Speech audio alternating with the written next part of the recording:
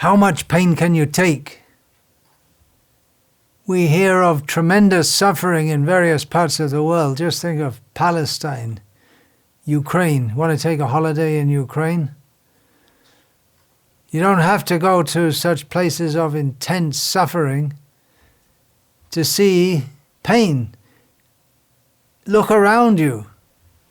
You can see so much suffering wherever you may be. Not only humans, but in all species of life. Insects are flying around, suddenly a bird captures it, kills it. Pain is everywhere, but there's a limit to how much we can relate to. You may see in the news so many more people killed in Palestine or in Ukraine, or hundreds or thousands killed in an earthquake, and seems we hardly care. It's just something else in the news. Why are we so callous?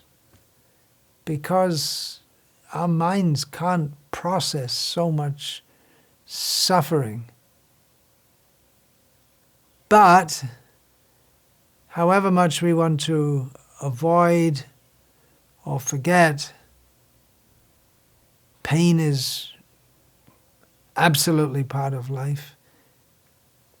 And it's practically unlimited how much pain we are forced to suffer.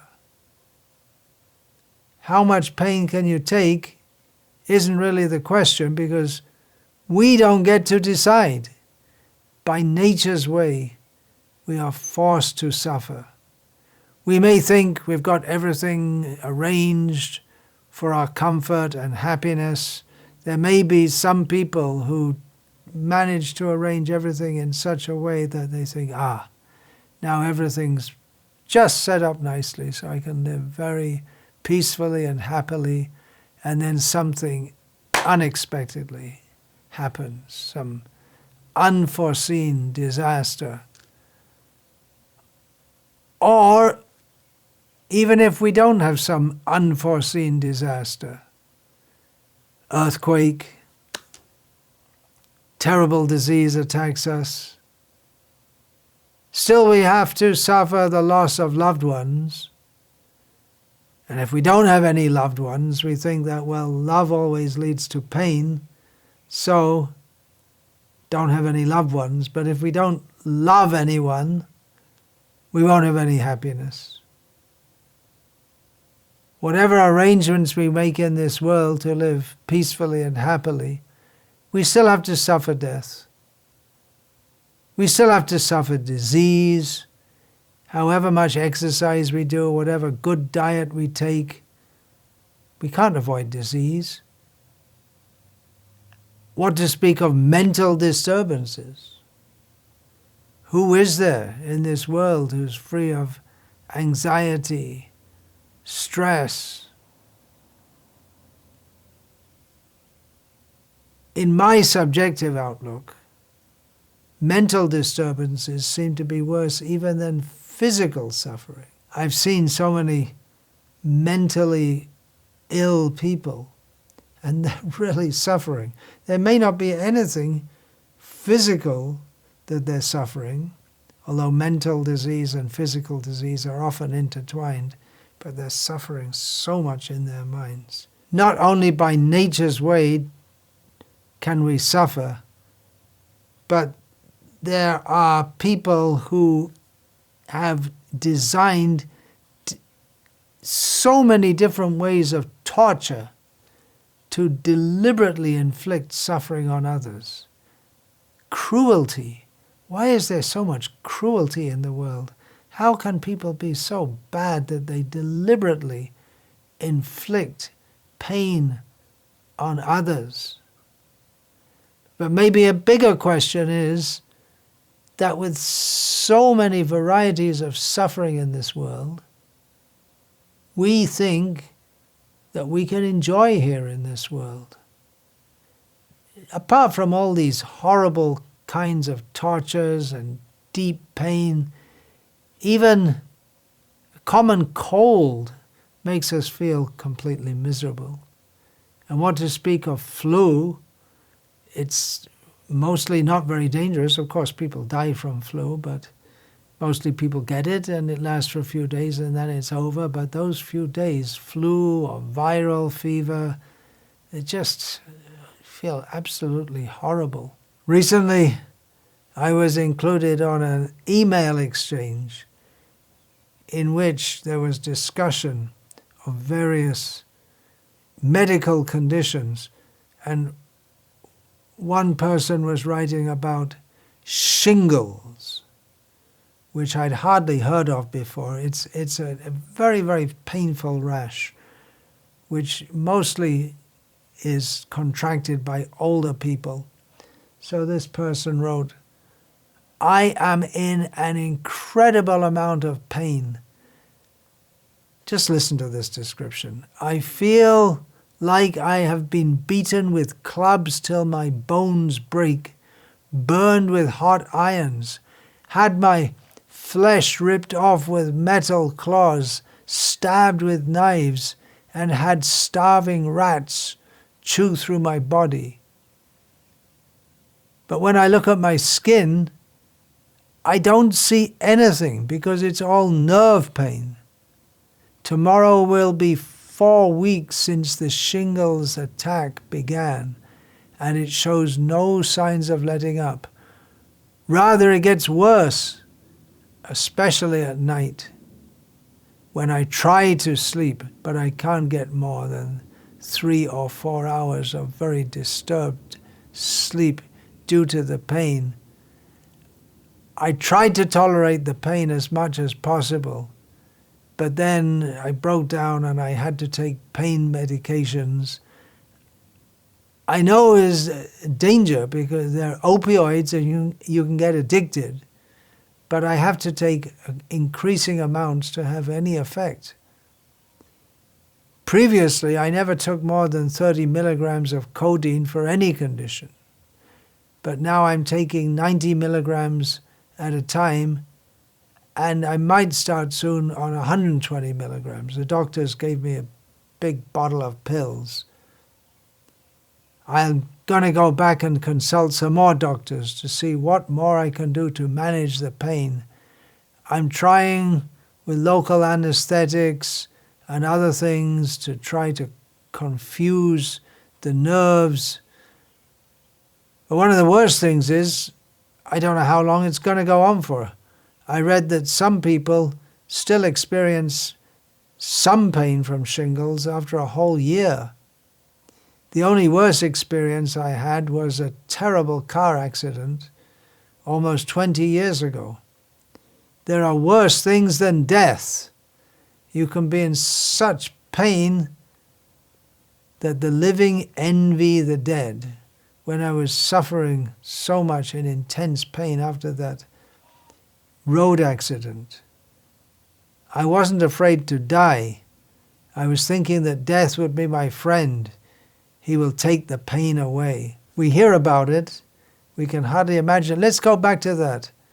I feel I've been beaten with clubs till my bones break, burned with hot irons, had my flesh ripped off with metal claws, stabbed with knives, and had starving rats chewed through my body.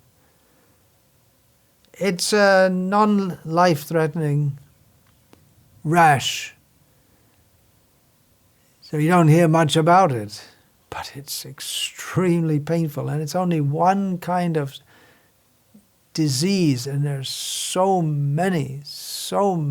And someone else wrote, "This sounds a lot like what I experienced from typhoid.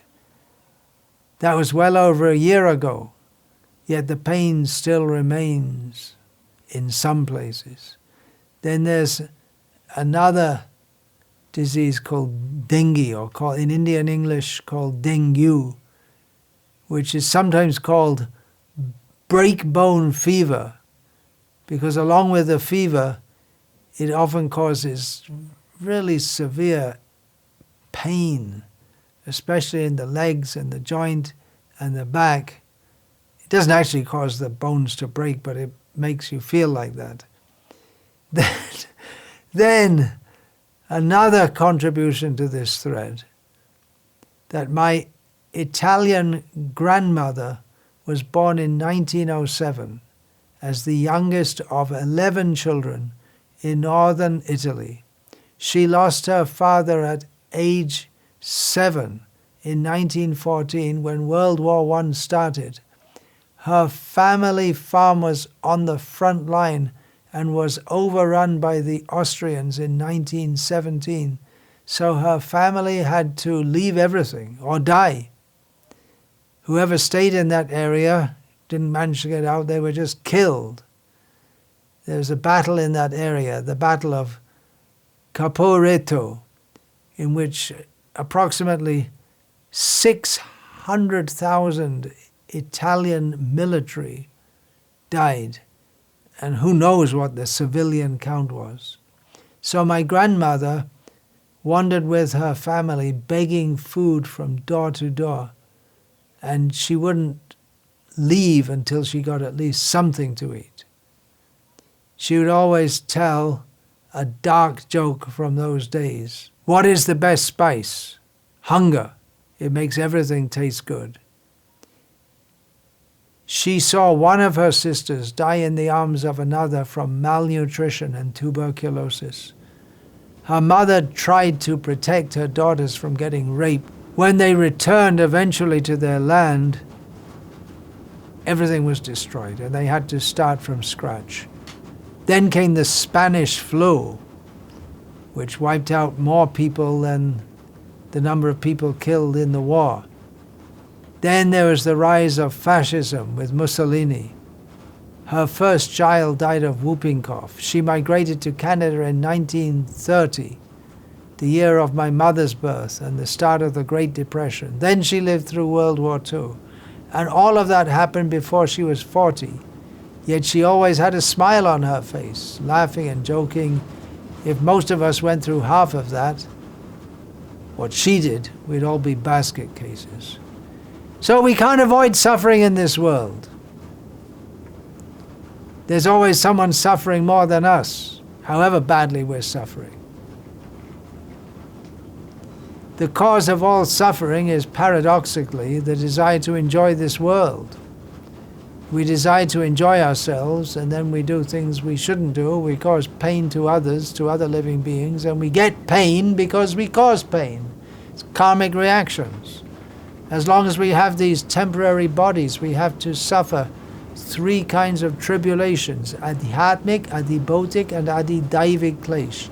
That means we suffer from our own bodies. We have pain in our bodies, or from our minds. Other living beings, from tiny germs up to dinosaurs, give us trouble. And there are natural disturbances. But all this suffering can be removed by revival of our original spiritual consciousness, Krishna consciousness, by which we get out of this world altogether. From another perspective, real suffering is not bodily or mental or emotional.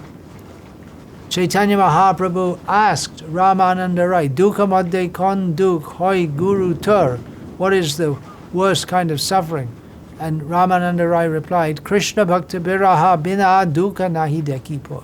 I don't see any kind of suffering except separation from a devotee of Krishna. In his purport to this verse, Srila Prabhupada quotes a verse, Mam anaradya dukharta kutumba sakta manasaha satsanga rahito martyo riddha seva parichuta. A person who does not worship me, Krishna, who is unduly attached to family and who does not stick to devotional service must be considered a most unhappy person. Similarly, one who does not associate with Vaishnavas or who does not render service to his superiors is also a most unhappy person. And then Prabhupada quotes from Bhagavad-gita, Svajivanadikang pratyang Sri Vishnu janasangataha vichede nakshanam chatra nasukang sanglabamahe. Out of all kinds of desirable things experienced in the life of a living entity, association with the devotees of the Lord is the greatest. When we are separated from a devotee, even for a moment, we cannot enjoy happiness. So Krishna consciousness is so wonderful that separation from the devotees feels painful, and all the pain of this world doesn't feel painful. So Krishna consciousness is the process to go beyond all pain, the pain of old age, the pain of death, the pains of the body, the pains of the mind. There's no other way. Krishnanam karo bhai arshab miche, palai bare pat nahi joma che piche. And the Vaishnava poet tells us, chant the holy name of Krishna. Everything else is meaningless.